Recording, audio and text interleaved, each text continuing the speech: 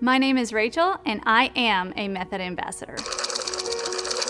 When I was about 9 years old, my parents got a screaming deal on 3 barely handled Arabians. It was 2 actually, and then we ended up having a full, and so ended up with 3. But they were halter broke, but that was pretty much it.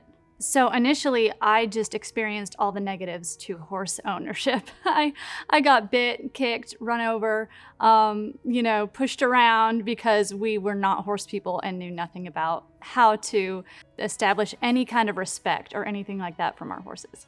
I discovered Downunder Horsemanship through my cousins. They sent us the old DVDs, Riding with Confidence, and Gaining Respect and Control on the Ground, I believe it was called. I was a little kid. I remember having this little mini DVD player, and I'd be riding in the car or just sitting, at home on the couch watching Clinton Anderson. I tried to do a little bit myself, but I tried to make my own rope and stick and string combo, all this stuff. I grew up in Spain. We didn't have easy access to the actual equipment, so it was kind of a disaster because I was young and I had no help. But I got discouraged because of the no progress. And so for years, I kind of gave up on the whole horse thing. And I almost resented them a little bit because I had horses and I could do nothing with them. Eventually, though, the lady who would eventually become my mother-in-law came and visited our family. And she used Clinton Anderson's method, among other trainers as well. But she really taught me the importance of groundwork before riding. And, I was about 16 or 17, and I learned to ride the same week that my horse learned to wear a saddle. It was, typically, green on green leaves you black and blue, and it's a terrible idea, but it somehow worked for me. And once I learned to ride, I was on a horse every single day. Every single day after that, I dove in with both feet, and it's been like that ever since. I gotta say, my little 3-year-old mare has been very special because she's the first horse that I bred my personal mare, and then I imprinted this baby, did all the full handling, got fundamentals done before she was 2, started her as a 2-year-old with Jeff. And I've just followed all the way through the advanced method, gotten into a little bit of the performance stuff, and she's just my girl. I just love her to death, and she's been fantastic. So that full circle, the whole horse, start to not finish, we're not even close to being done, but she's very special to me because of that, and it's all thanks to the method. I want to share it with other people because of how much it helped me.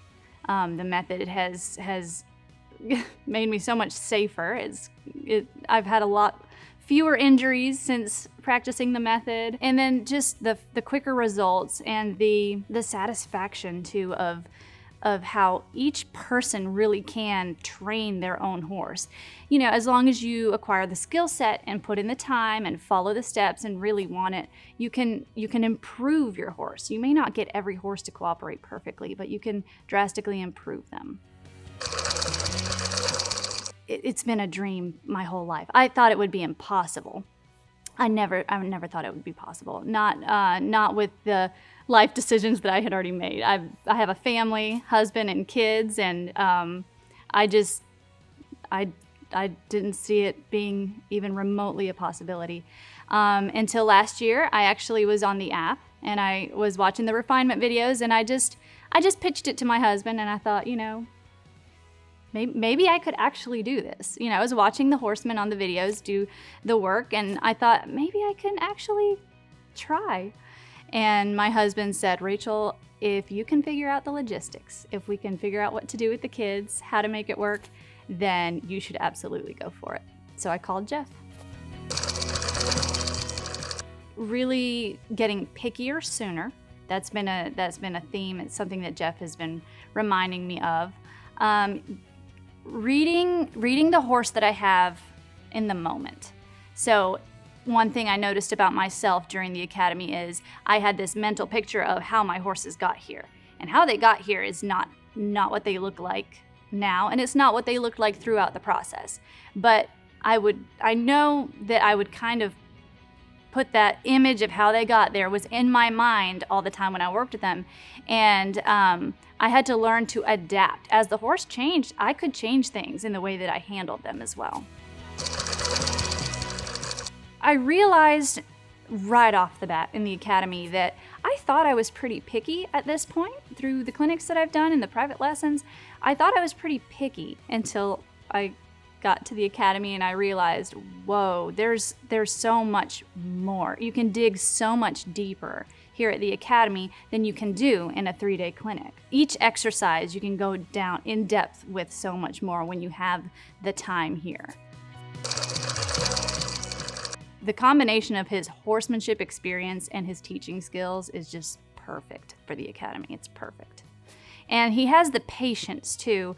I told him at the graduation ceremony just how much I appreciate his patience, because I know he repeated the same things to me over and over again, you know? And I just thought every time I'd hear him say something, I'm like, I can't believe he had to tell me that again. But we don't learn perfectly, just like our horses don't. The fact that he stays in there and he doesn't give up on people, he just puts in the time. And I appreciate that so much.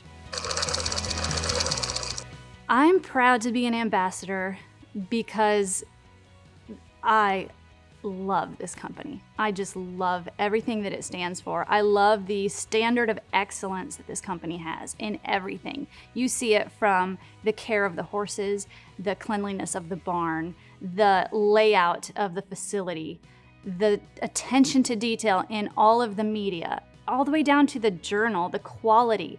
The standard of excellence is just something that I love.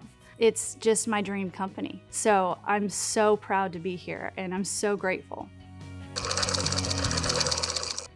I look forward to giving people hope with their horses, because I've been I've been depressed, I've been upset, I've been frustrated with my horses. I've felt all of those emotions, especially because I didn't grow up on the back of a horse. I was older when I learned, and so I remember the fear. I remember not knowing what's going on, not knowing why my horse did this or that or the other. And so if I can help people get through those bumps in the road and just make it a little bit easier for them to get to the next level with their horses, yeah, that's what I look forward to doing.